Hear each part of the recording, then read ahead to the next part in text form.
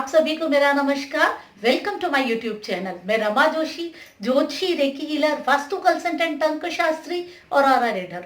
आज मैं ज्योतिष में सबसे इंटरेस्टिंग और रहस्यमय ग्रह की बात करूंगी, राहु की। राहु ने गोचर में अभी अपना नक्षत्र जो है वो परिवर्तित किया है। वो आए हैं अभी चंद्रमा के नक्षत्र में, रोहिणी नक्षत्र में, और बहुत ही एक अलग इफेक्ट देने वाले हैं। इसी की आज हम चर्चा करेंगे। देखिए, राहु वैसे भी हमारे ज्योतिष में सबसे रहस्यमय और एक्स्ट्रा ऑर्डिनरी रिजल्ट्स देने वाला है। जब हम राहु रोहिणी की बात करेंगे तो सबसे पहले हम राहु की बात कर लें। राहु क्या है, राहु क्यों इतना इम्पोर्टेंट है। अब हम जब बात करते हैं गोचर की तो हम बात करते हैं शनि की, गुरु की। वो हमें गोचर के फल देंगे। हम जो भी अपनी कुंडली में योग लेकर के आए हैं, जो जब हमारा जन्म हुआ उस समय जो ग्रहों की स्थिति है हमारी कुंडली है। ठीक है, मैं अच्छे से आपको एक्चुअली समझाने की कोशिश कर रही हूँ। और जो हमारी कुंडली में ग्रह साथ में बैठे हैं, कहाँ बैठे, उसके हिसाब से अलग अलग योग बनते हैं। क्या क्या चीजें हमें मिलने वाली हैं, वो चीजें हमें कब मिलेंगी वो हम देखते हैं अपनी दशाओं से। कुंडली की जो दशाएं आती हैं, किस किस ग्रह की अलग अलग दशाएं आ रही है, फिर जब गोचर आता है तो वो फल हमें मिलते हैं दशाओं के साथ साथ। गोचर भी जरूरी है, और अगर दशा होती है तो गोचर आता ही आता है, ऐसा कंफर्म होता है, क्योंकि दोनों एक दूसरे से जुड़ी हुई चीजें हैं। ठीक है, तो अब जब ये गोचर आता है तो बहुत सारी चीजें हम लोगों के लिए लेकर के आता है, क्योंकि कुंडली में बहुत सारे योग बन रहे हैं, सबके अलग अलग। जब वो कंडीशंस, एक स्पेशल कंडीशंस गोचर में आती हैं, बहुत सारी चीजों को पूरा करती हैं। राहु क्या है, रहस्यमय ग्रह है, धुआं है, एक ना क्लियर करने वाली चीज है। किसी भी चीज को एक्स्ट्रा ऑर्डिनरी तरीके से बढ़ा देने वाला राहु है। जादू है, तिलिस्म है, एक एक ऐसी मिस्ट्री है जिसे हम कभी भी सॉल्व नहीं कर सकते। एक्स्ट्रा ऑर्डिनरी फेम देने वाला राहु है। बहुत ही ज्यादा बुरी तरीके से बदनाम करने वाला राहु है। बहुत ऐसी प्रॉब्लम्स में डाल देगा, दलदल में डाल देगा, वो राहु है। और ऊंचाई में पहुंचाएगा तो इतना ऊंचाई में पहुंचा देगा कि आप सोच भी नहीं सकते। आध्यात्मिकता की बिल्कुल ऊंचाइयों तक पहुंचाने वाला राहु है। उस सीमा के भी आपको परे कर देगा जहां आपने सोचा नहीं है, क्योंकि राहु है हमारे आसपास फैली हुई ऊर्जाएं जो हमें दिखती नहीं है, सिर्फ हमें महसूस होती है। उसमें सारी चीजें आती है, हमारा इंटरनेट भी आता है, टीवी से जो हम ये तरंगों से टीवी चलता है वो भी आती है। तो राहु आविष्कार है, नई नई चीजें होने वाली चीजें। अब वो राहु महाराज आगे चंद्रमा के नक्षत्र में। अब अपने किस, आप ये देखें कि अब चंद्रमा का नक्षत्र अपने वैसी उच्च राशि में बैठे हुए हैं। वृषभ में राहु उच्च के होते हैं, खूब बलवान है, अभी खूब ताकतवर है। अब राहु महाराज खुद चंद्रमा को ग्रसित करते हैं, ग्रहण लगाते हैं, और अब चंद्रमा के ही नक्षत्र में आगे रोहिणी नक्षत्र। चंद्रमा जब हम देखते हैं कि 27 नक्षत्र हैं, अलग अलग नक्षत्र में रोज रहते हैं चंद्रमा, तो चंद्रमा का सबसे प्रिय नक्षत्र है वो रोहिणी।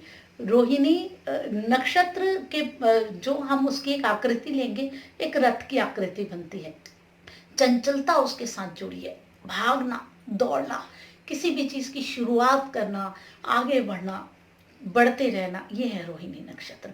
अब चंद्रमा का क्या स्वभाव है, चंद्रमा का स्वभाव है चंचलता, मन यहाँ वहाँ भाग रहा है, और रोहिणी नक्षत्र में रथ ही बनता है।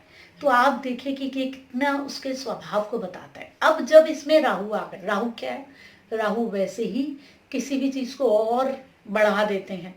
अब चंद्रमा का नक्षत्र रोहिणी, रथ, और उसमें अब राहु बैठ गए, कहाँ पहुंचाएंगे। कल्पना की उड़ानें कहाँ लोगों के पहुंचने वाली हैं, हमें एक्स्ट्रा ऑर्डिनरी कल्पना के दुनिया में पहुंचा देगा। और जो वृषभ राशि है ना, वो हमारी जो ये लग्जरी है इन आइटम्स की, हमें बिल्कुल उसकी पूर्ति करवाने वाली है। लग्जरी चीजों की, ऐश्वर्य की, सुख की, भोगों की राशि है। अब शुक्र की दो राशियां, एक है तुला। तुला क्या है, हम क्या कहते हैं, वो न्याय से जुड़ी हुई है, शनि उसमें उच्च के होते हैं, कला की राशि है, और बहुत सारी चीजों को इसमें लेके चलती है। वहां एक तराजू बनता है, एक बैलेंस होता है।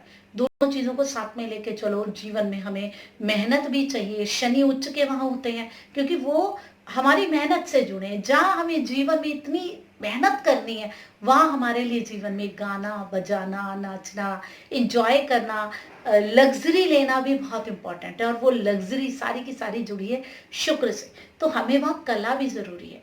अगर हम सिर्फ काम ही करते रहेंगे तो जीवन में वो सौंदर्य बोध खो जाएगा।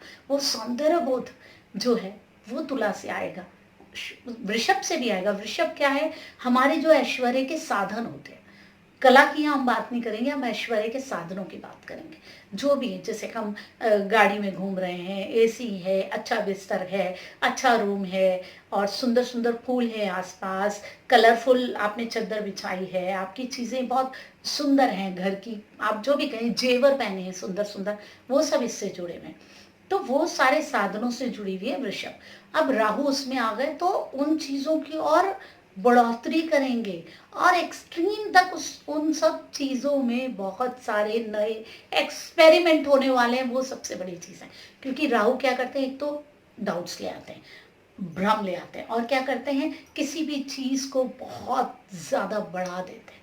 तो अभी लोग अपनी सुख सुविधाओं के पीछे बड़ा भागने वाले। काफ़ी समय से तो घर पे ही थे, अब ये उसकी चरम सीमा में हमें पहुंचा देंगे। राहु का काम है एंडलेस कर देना किसी भी चीज़ को। हम सोच भी नहीं सकते, इतनी ख्याति मिल जाती है।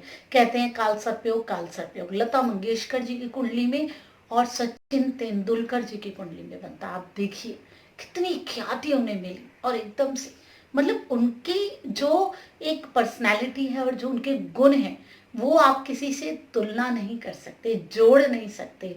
वो बिल्कुल बेजोड़ हैं, ठीक है ना? तो वही बताता है काल सर्पयोग, वही राहु केतु है।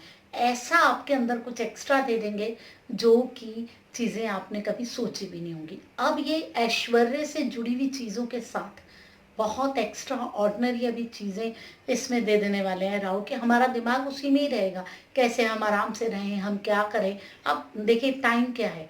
टाइम है बहुत सारे चेंजेस का, ठीक है, लेकिन अब राहु तो चंद्रमा को पीड़ित करते ही करते हैं, ठीक है। तो कहीं ना कहीं रोहिणी नक्षत्र में राहु आते हैं तो अकाल, युद्ध, इस तरीके की संभावनाएं भी बनती हैं। ज्योतिष के हिसाब से बहुत ज्यादा बढ़िया ये कॉम्बिनेशन नहीं है।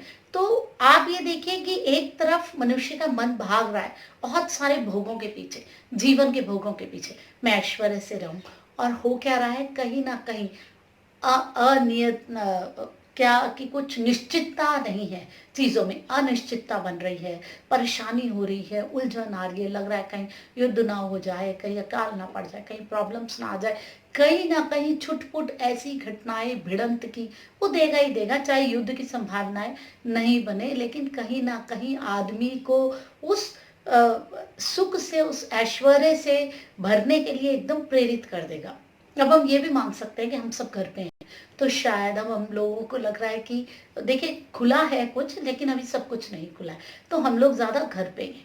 तो घर में ही हम कैसे अपने अच्छे से रहें, सुख सुविधाओं में रहें, बेटर रहें, इसकी तरफ भी इंसान सोच सकता है। इंसान जब बैठा होता है, खाली होता है, उसका दिमाग ज़्यादा दौड़ता है, वो ज़्यादा सुख सुविधाओं के पीछे भागता है और ज़्यादा कल्पनाशील होता है। अब जब हम बात करेंगे कला के क्षेत्र की, तो हम ये देखेंगे कि उसमें और ज़्यादा वो चीज़ें उठ के आएंगे, वो कल्पनाशीलता।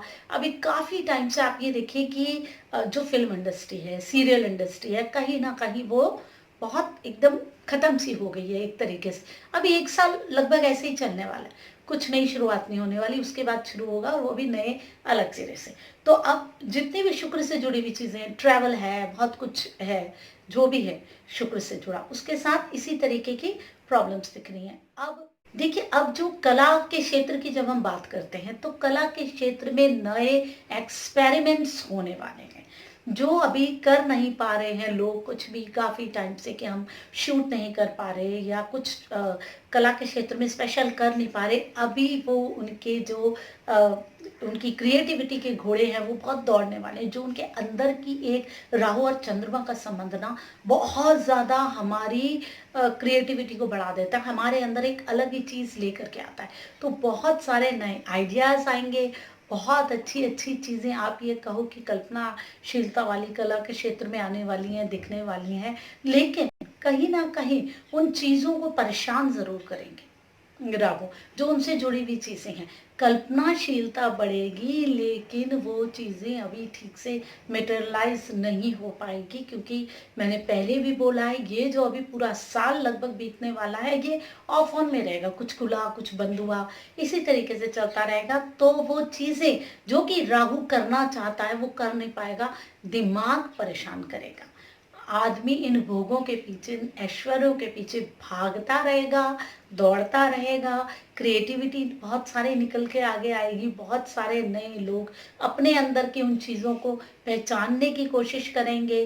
कहीं ना कहीं उनके अंदर जो हिडन टैलेंट है वो लोगों के निकल के आएंगे। और अब देखिए, मनुष्य को मजबूर किया ही जा चुका है कि वो अपने आप को पहचाने। काफी समय से सब अब अपनी तरफ ध्यान देने लग गए खुद पे कि मैं क्या हूँ, मैं क्यों कर रहा हूँ, क्या ऐसा हो सकता है पूरी दुनिया बंद हो जाए। हम तो सोच भी नहीं सकते थे, ऐसा लगता था एक दिन ऑफिस नहीं जाएंगे ना तो ऑफिस ही बंद हो जाएगा, इतना हमारे पर काम है। लेकिन कितने टाइम हो गया ऑफिस जा ही नहीं रहे, कुछ भी नहीं हो रहा है, आराम से बैठे हैं घर पे, घर से काम कर रहे हैं। कईयों के ऑफिस बंद हो गए, सब कुछ बदल गया, सब कुछ उलट पुलट हो गया। ये चीजें लोगों ने सोची नहीं।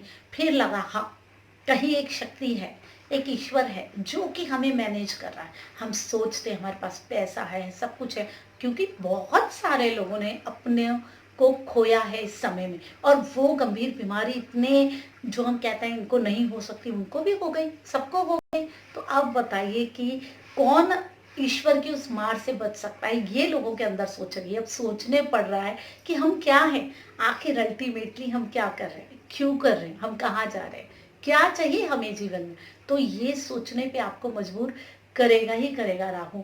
मेडिटेशन, ध्यान, इसमें जो लोग जुड़े हैं उनके लिए बहुत अच्छा है, वो बहुत ऊंचाई तक जाएंगे। और ये जितनी फील्ड है ना ये आगे बढ़ने वाली हैं, योगा, मेडिटेशन, ध्यान लगाना, रेकी हीलिंग, ये जो फील्ड्स हैं ना जो स्पिरिचुअल इनसे जुड़ी हुई हैं, या फिर हम जहाँ अपने ऊर्जाओं से अपने आप को कहीं ना कहीं जोड़ते हैं, वो चीज़ें हमें उच्चतम स्तर में ले जाएगी। वो पूजा जो हम आंतरिक रूप से करते हैं, हम क्या करते हैं, हम बाहर से तो हम बहुत सारी इतने समय से हम पूजा करवा लेते हैं, रुद्राभिषेक करवा लो, ये करवा लो, तो क्या है हमारे अंदर जो आंतरिक हमें जाप करनी चाहिए वो हम नहीं कर रहे। अभी हम अपनी मंत्र जाप की तरफ बढ़ेंगे। अब कहीं ना कहीं हम पूरे छानने में लगे हुए हैं अपने शास्त्रों में क्या क्या है, हम कैसे सेल्फ ग्रोथ कर सकते हैं, लाइफ में ऐसा क्यों हुआ, आगे क्या किस तरफ हम जाए, बहुत सारी चीज़ें। तो ये जो टाइम है ये पूरा वो अपने आप को स्पिरिचुअली बहुत ग्रो करने का टाइम है, अपनी मंत्र शक्ति को बढ़ाने का टाइम है। जो लोग इन स्पिरिचुअल फील्ड से जुड़े हुए उनके लिए बहुत अच्छा टाइम है, स्पिरिचुअल ग्रोथ का बहुत टाइम है। राहु को जहाँ तक भौतिकतावादी ही कहते हैं, भोगों के पीछे दौड़ाता है, पागल करता है, वहीं अगर इसको आप उसमें आध्यात्मिकता में ले आए ना तो आध्यात्मिकता की कितनी ऊंचाई तक ले जाएगा। राहु का काम है किसी भी चीज को एक्स्ट्रा ऑर्डिनरी ऊंचाई तक पहुंचाना है, नीचाई तक पहुंचाना। वो डिपेंड करता है कि आपके पास ग्रहों की क्या कॉम्बिनेशन आई है और गोचर में क्या कर रहे हैं। गोचर में तो राहु उच्च के हैं, उच्च का ग्रह खराब नहीं होता, राहु भी खराब नहीं है, चंद्रमा के में आ गए, ग्रहण लगा दिया। अब मन सोचता है बहुत कुछ, एक फिर भी एक मन की सीमा होती है। मैं सोचूंगी तो अपने ही देश तक, अपनी सीमा तक, ये इतनी कल्पना नहीं कर लूंगी कि मैं अमेरिका की राष्ट्रपति बन गई हूँ। इस तरीके की कल्पनाएं नहीं आएंगी मेरे अंदर। क्यों? क्योंकि मेरे मन की भी एक सीमा है, मेरे मन का भी एक दायरा है, मैं वहीं तक ही जा रही हूँ। लेकिन अब उसमें राहु आ गए, अब कोई दायरा नहीं है।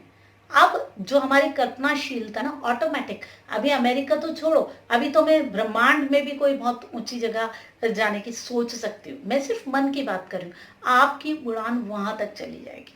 आपकी सोच वहां तक चली जाएगी। लेकिन अगर आप सच में अपनी एनर्जीज पे काम करते हैं, अगर आप सच में अपनी ऊर्जाओं पे लगे रहते हैं, मेडिटेशन करते हैं, ध्यान करते हैं, मंत्र शक्ति करते हैं, फिर देखिए आपकी ऊर्जाएं कितनी उठ जाती है। वो डिपेंड आप पे करता है कि आप कितना इस चीज का लाभ ले सकते हैं। तो अब आपके मन पे कोई सीमा नहीं है, आप कुछ भी सोच सकते हैं। बहुत सारे नए इन्वेंशंस इस टाइम आ सकते हैं और देख सकते हैं। ऐसे इन्वेंशंस जो हमने सोचे नहीं, विज्ञान के क्षेत्र में कुछ नए आविष्कार हो सकते हैं, कुछ नई चीजें हो सकती हैं। आध्यात्मिकता के क्षेत्र में बहुत सारी आगे हम बढ़ने वाले हैं। अब जो पूजा सिर्फ हम यूं ही हम उसमें परंपराओं में देख देख के रीति रिवाजों से कर रहे थे, अब हम आत्मिक रूप से उस पूजा को ग्रहण करने वाले हैं। हम जो पूजाएं करते हैं, हम जो जाप करते हैं, हम जो मंत्र करते हैं, अंदर से उन्हें कहाँ ग्रहण करते हैं? कर लिया, खत्म हुई बात। रिचुअल्स की तरह एक निभा रहे, एक परंपराएं हैं, एक रिवाज है, नहीं। अब हम उसको अंदर तक ग्रहण करेंगे, समझेंगे, महसूस करेंगे, जो कि बहुत जरूरी है।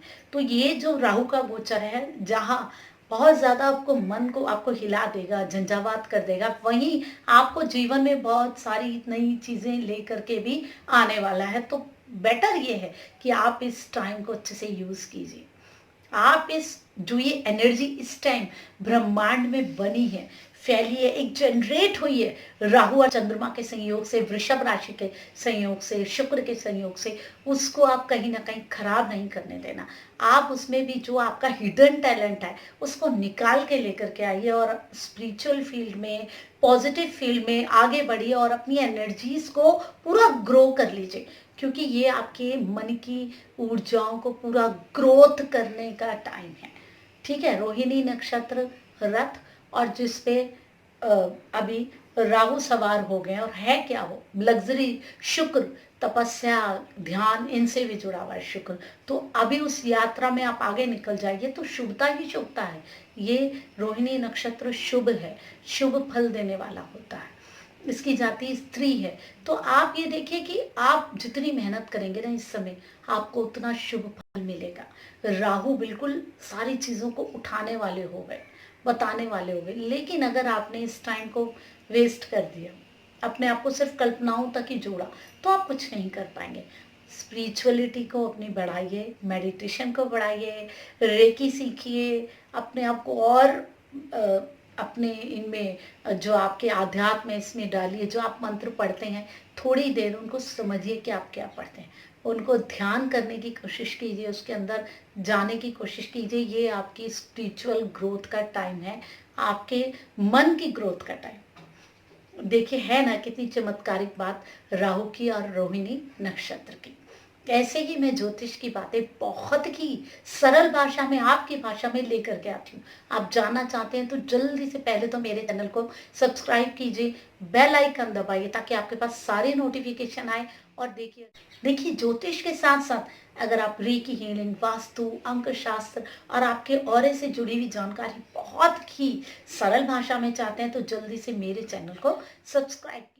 देखिए अगर आपको इंटरेस्ट है, आप सीखना चाहते हैं रेकी हीलिंग, ज्योतिष, अंक शास्त्र, तो आप मुझसे व्हाट्सएप पे संपर्क कर सकते हैं। मेरी जो क्लासेस है मैंने उसमें ऐड भी लगा रखा है। और अगर आप अपनी कुंडली दिखाना चाहते हैं या अपना ऑरा रीड करवाना चाहते हैं, उसके लिए भी मुझे व्हाट्सएप कर सकते हैं। ऐसे ही बहुत सारी जानकारियां मैं आपके लिए लेकर के आती रहूंगी। तब तक आप अपना सम्मान कीजिए, ज्योतिष का सम्मान कीजिए और ज्योतिषियों का सम्मान कीजिए। मैं रमा जोशी, प्रणाम।